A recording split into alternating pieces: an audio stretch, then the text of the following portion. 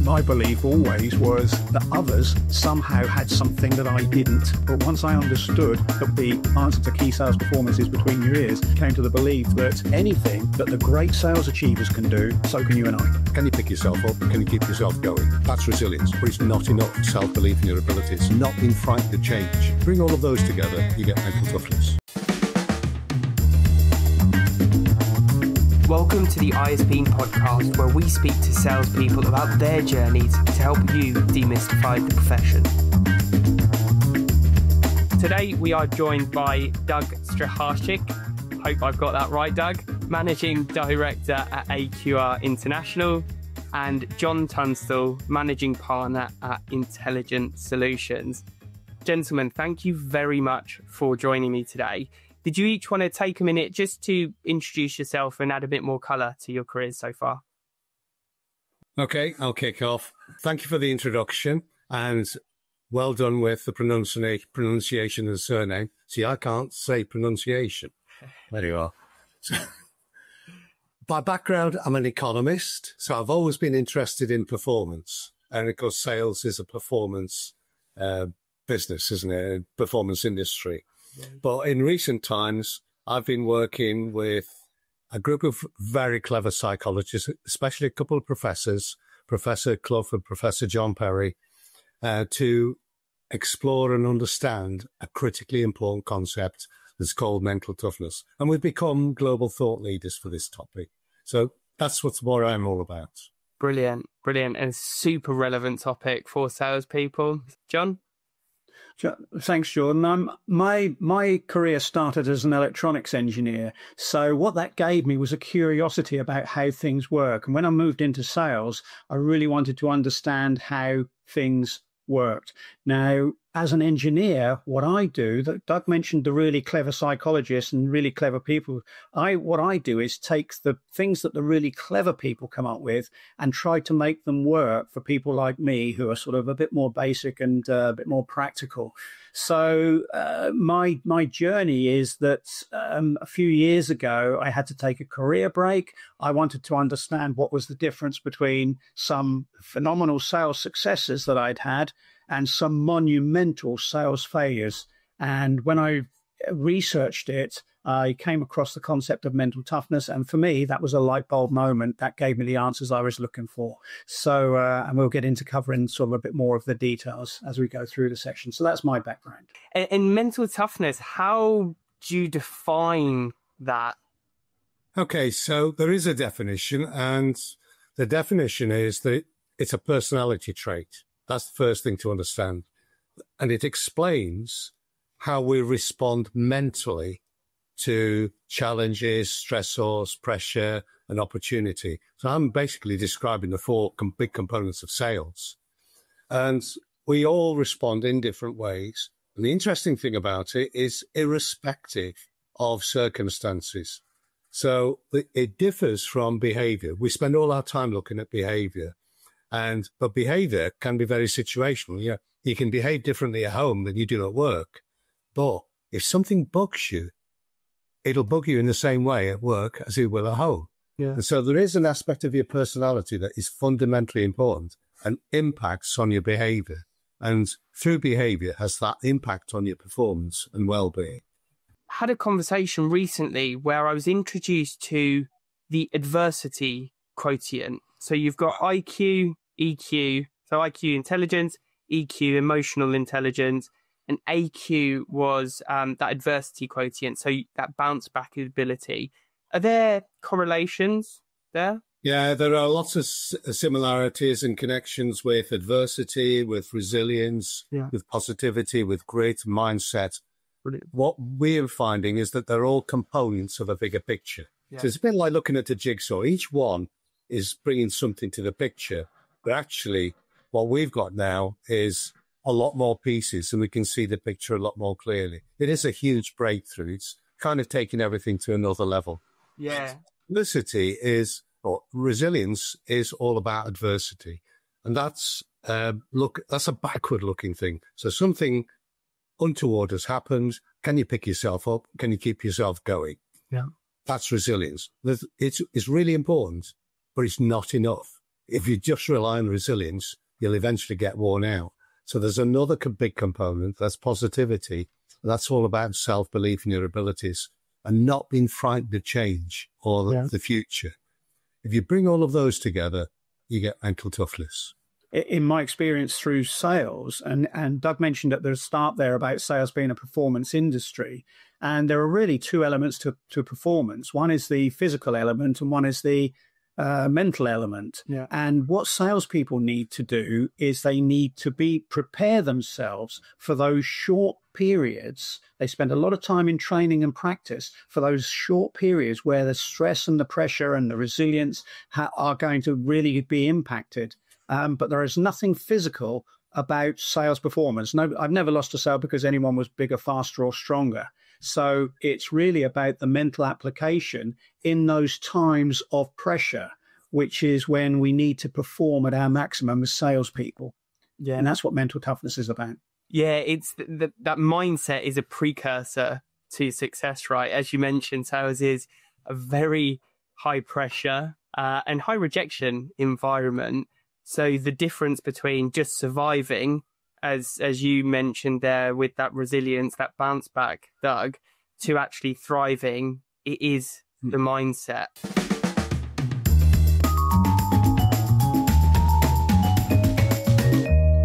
Now, I'd love to dive a little bit deeper.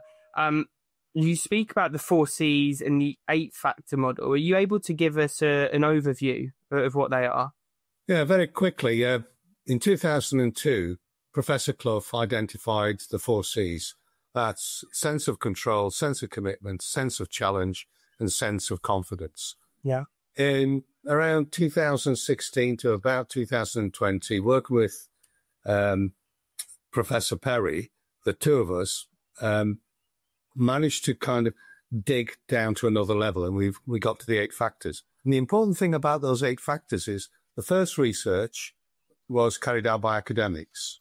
The second was informed by practitioners. So they were coming back to us and saying, it explains this, but it doesn't explain that. And I'm a practitioner, so that's what I was really interested in. So the 8 factors are the sense of life control. That's where the sense of can-do sits. Some of us have it, some of us don't. Sense of emotional control.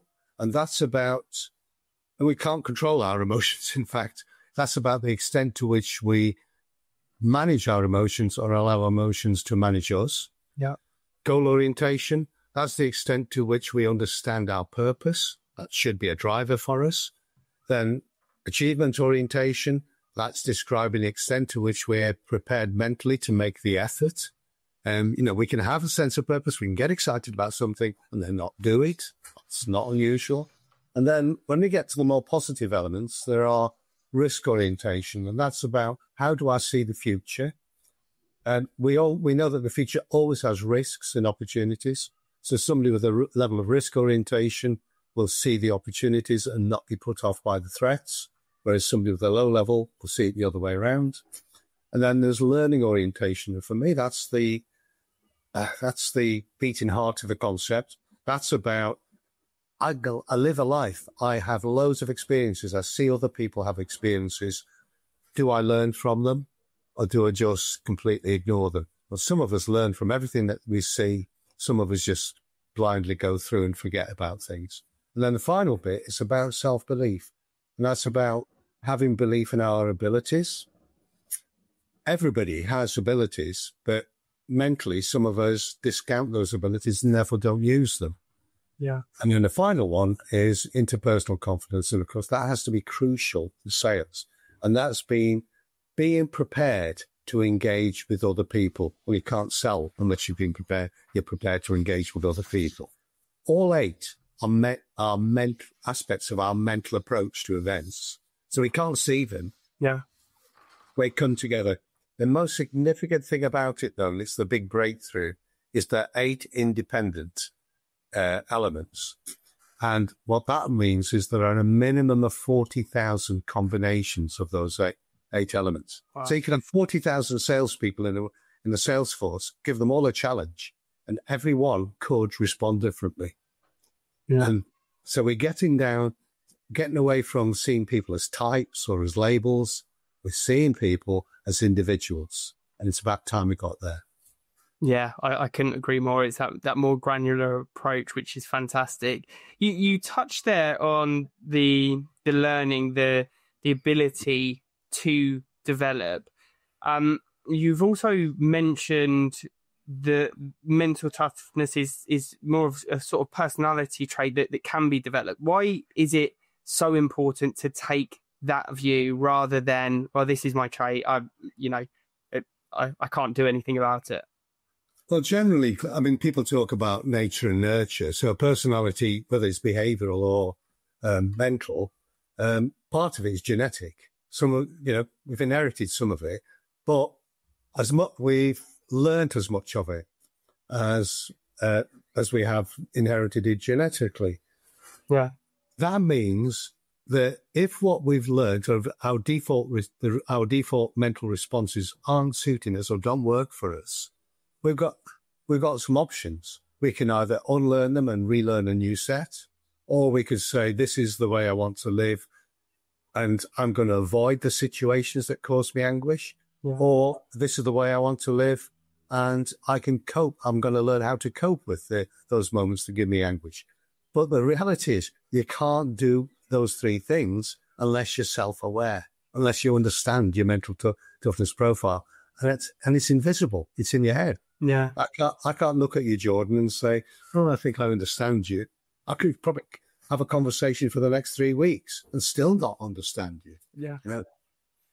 Yeah, indeed. Just as a little addition to that, Jordan, is that I come back to all my engineering type things.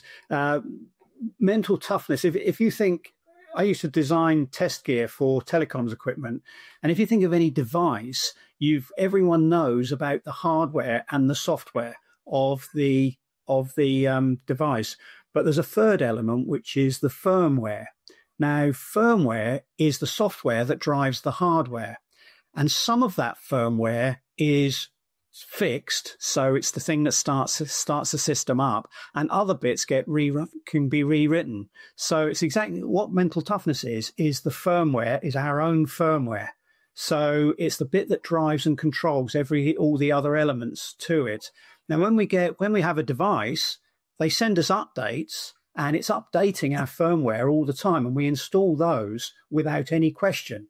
So why do we ignore the updates that we can have for our own firmware? Some of it, as Doug mentioned, is nature. It's within us and can't be rewritten, but other bits can be rewritten, which are the upgrades that we need and we receive on our phones all the time, for example. Yeah, it's a really, really great breakdown. And on that point, you mentioned why are we ignoring it? Doug, you mentioned about the fact that we can't see it, which makes it happen. So how do we go about starting to understand the invisible that we can change, or that can change how we then approach coaching, mentoring, leading, and performing in sales? Okay, so we mentioned concepts like resilience and grit and so on. Probably the most common term that people use when they actually mean mental toughness is attitude. They talk about people's attitude, and because we always talk about attitude, but nobody ever knows exactly what attitude is. You know it after the event, but you don't know it before the event. What we've done with the mental toughness concept is those 8 factors give us a framework through which we can begin to understand the concept. Yeah. So it gives us a lens through which we can start looking at people. But one of the byproducts of the work with these very clever psychologists is we've managed to develop a mental toughness questionnaire, a psychometric measure. It's a very high quality measure, as you'd expect if academics are involved, because they subject everything to peer review, and their peers can be quite vicious if it's not right. And so we've now got a mental toughness questionnaire which helps an individual to be able to understand to what extent they possess or don't possess these 8 qualities. Yeah. And so we've got the ability to say, well, these are 8 things we should be looking at, and here's something that helps us to tell us how much we've got of each of these. And the important thing is, there's a tendency to think, oh, I need buckets more mental toughness. It's self-awareness that's most important. It is possible to have low levels of mental toughness and succeed, but only if you understand yourself.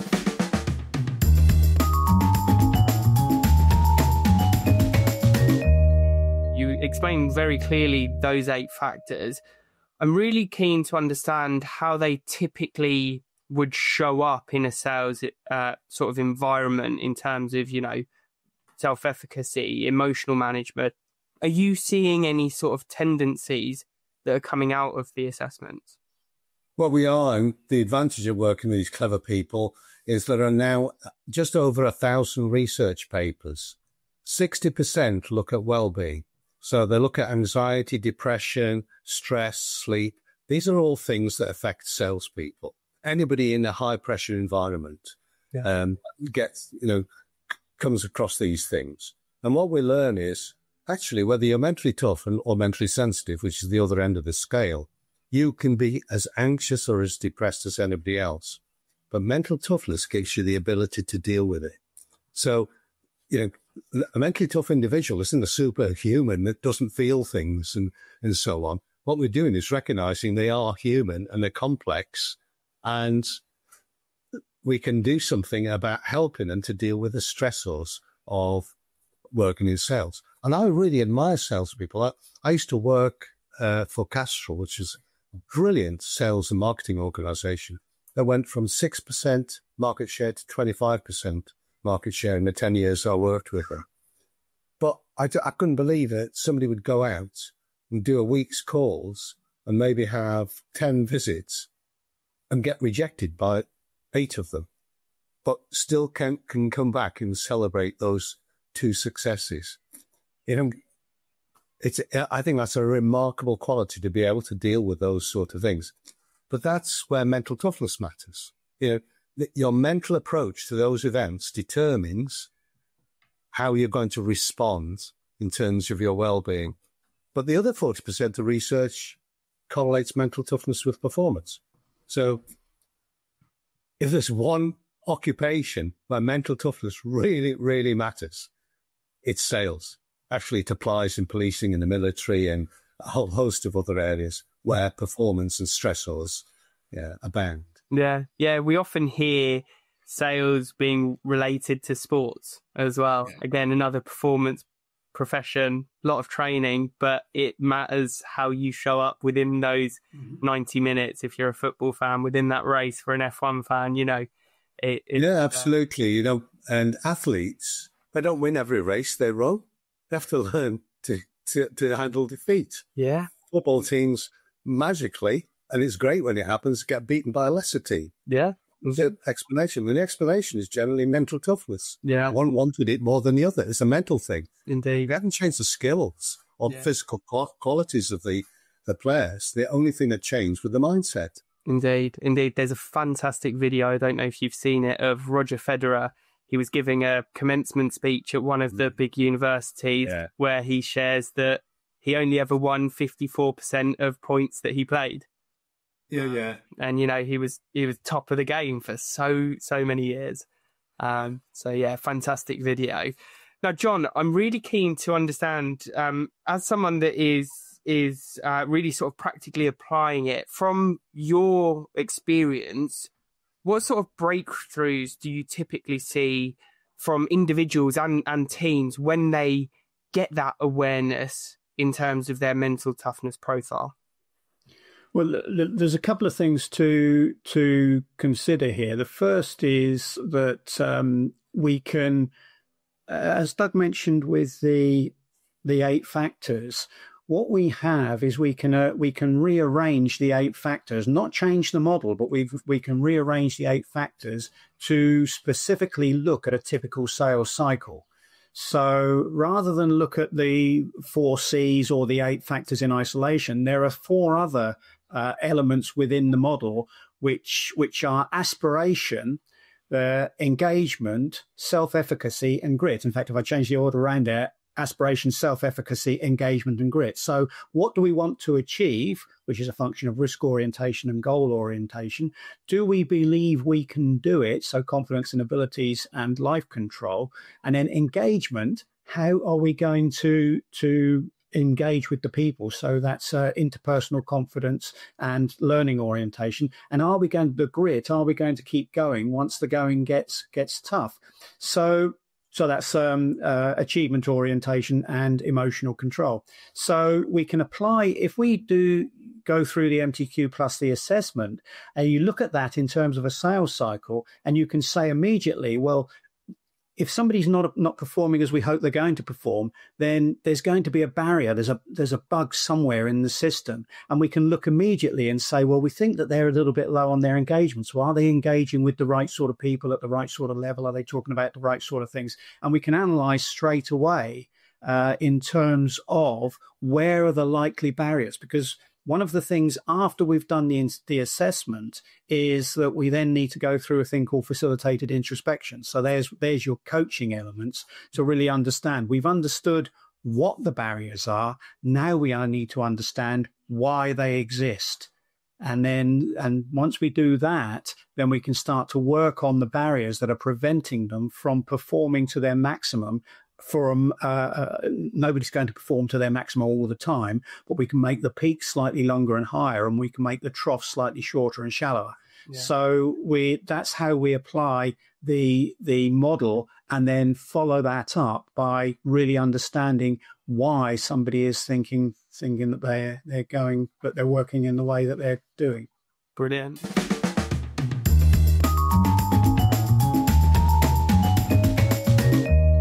I want to dive a little bit deeper into the application of mental toughness, which you alluded to there, John. Before I do, I've got a bit of a palate cleanser of a question for you both. So what is one belief that you used to hold about sales performance or mindset that you've completely changed your mind on? Well, I'll go first with that one, because my belief always was, certainly where I failed, that others somehow had something that I didn't have. But once I understood that we could remove the physical elements and that the answer to key sales performance is between your ears, I really came to the belief that anything, because there are no physical elements to sales. No, as I say, nobody ever won a sale from me because they were bigger, faster, or stronger. That means that anything that the great sales achievers can do, so can you and I. Brilliant. That was my key change. Yeah, I love that. What about you, Doug? Well, it's very, very similar, because I suppose our current our understanding of mental toughness goes all the way back to Plato. So it's the oldest new idea you're going to come across. But in the middle of the last century, it got picked up by the world of sport. And the belief was developmental toughness, the more mental toughness, the better. What we're now understanding is that we're a lot more complex than that, and that self-awareness is what matters. And so what we're learning is, as John's just pointed out, the more mentally sensitive can thrive. And in fact, the mentally tough can actually struggle. And so we've got something that can help everyone to become the quote is to be the best version of yourselves that you can be. And that comes from the great American sports coach, Jim Lower.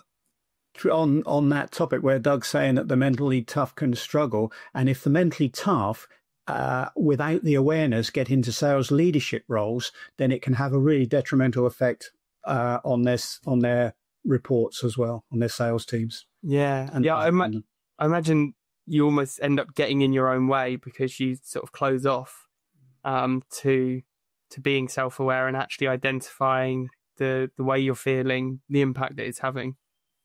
Yeah, but you end up thinking you can do it all, and you can't. Yeah. You begin to think you've got abilities that you don't have. You begin to think that other people are not as good as you when they really are, because you see them in a different way. So that self-awareness is absolutely critical. It is the key to success. Yeah, I completely agree.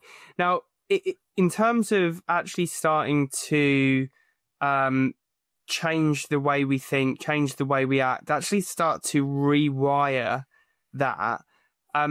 Once we have got the awareness, we've identified some of those barriers that typically show up, what kind of interventions or approaches can help to develop or can we use to apply that will benefit individuals and sales teams alike?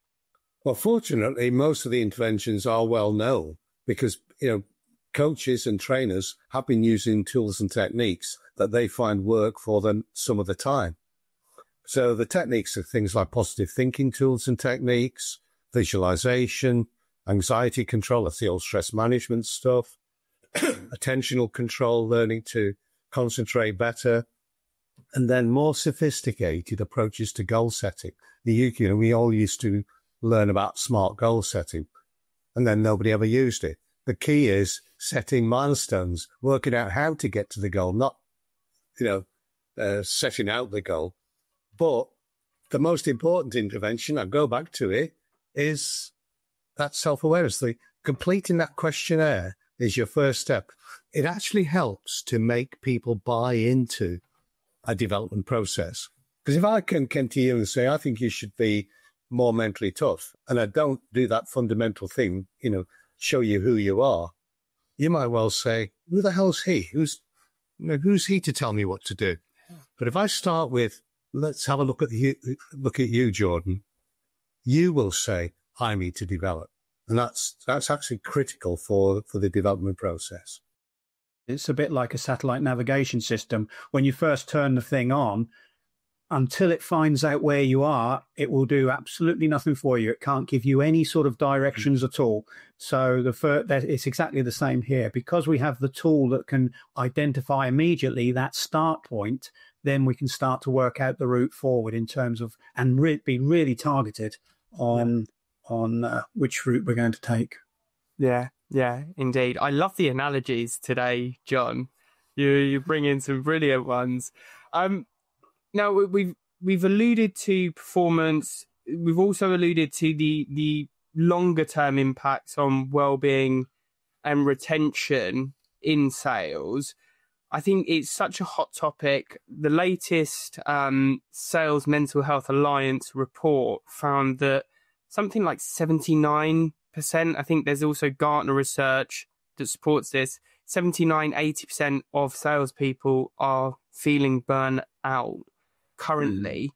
How can organizations really adopt this to create that culture where their salespeople can thrive, have a really positive approach to their well-being, and therefore salespeople don't get their heads turned? Gosh, I'm going to sound like an advert break here.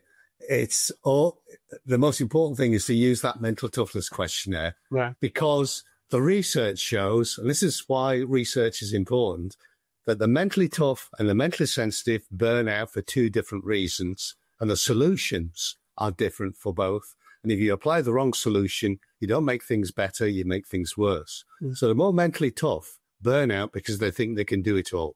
So they keep going, and eventually they exhaust themselves, but they don't recognize the warning signs of burnout. That's a mentally tough person. The solution for them is go and take 2 weeks off, go and lie on a beach somewhere, do nothing, just relax. And that works for the more mentally tough. It recharges their batteries. The more mentally sensitive tend not to burn out for working too hard because they don't. They tend to burn out because they suffer from anxiety and stress. If you ask them to do something, the minute you ask them to do it, they begin to worry about it, and they begin to deplete their emotional and mental resources before they even start. And as soon as they get to the task, they've got nothing left, so they keel over. The solution for them isn't go and lie on the beach somewhere for 2 weeks, because what will they do for 2 weeks? They'll lie there and worry about it. For them, the solution is talk to somebody, get a mentor, and, do things like that. If you try that with a more mentally tough person, they say, go away, I don't need that. So we are in danger of applying one-size-fits-all solutions to a well-understood problem. Where can listeners go to learn more, or actually start to take that first step in exploring mental toughness for themselves, for their teams?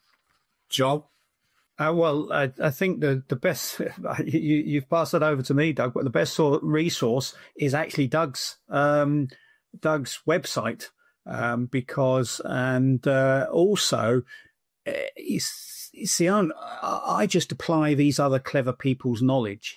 But every time I sit and listen to Doug, I've learned some more stuff from him today. Every time I sit and listen to Doug on a podcast or a webinar, I always learn something new. So I will pass that straight back to you, Doug, because you can point out where your resources exist. You're being far too modest, John. I would also recommend that you follow John on LinkedIn. Exactly. There's some fantastic content. Yeah, well, and John's got some very sales-specific material, whereas ours we have to work with a whole range of people. But so John's got some stuff that really works in the world of sales. But for us, there's if you go on to www.aqrinternational.co.uk, you get a lot of information. But by all means, connect with me. So it's doug@aqr.co.uk, very simple, or LinkedIn. That is one of the, we post a lot of stuff. I mean, literally 3-4 times a week, because we're constantly learning and constantly sharing. So if you want to keep up to date with this, connect with me on LinkedIn. Brilliant. Gentlemen, thank you so much for your time. It's been a super insightful session. Thoroughly enjoyed it, and I've learned a lot, as I hope the audience has. And to everyone watching and listening, until next time. Next week on the ISP Podcast. I studied in Holland, work placement in Bergen, Norway, did my master's in Toronto, come out to Mauritius. It's much more difficult to read the room, build trust in a virtual scenario. In the real world, you can build a relationship, build trust, you can do a lot of the things that are important, but nothing beats in person.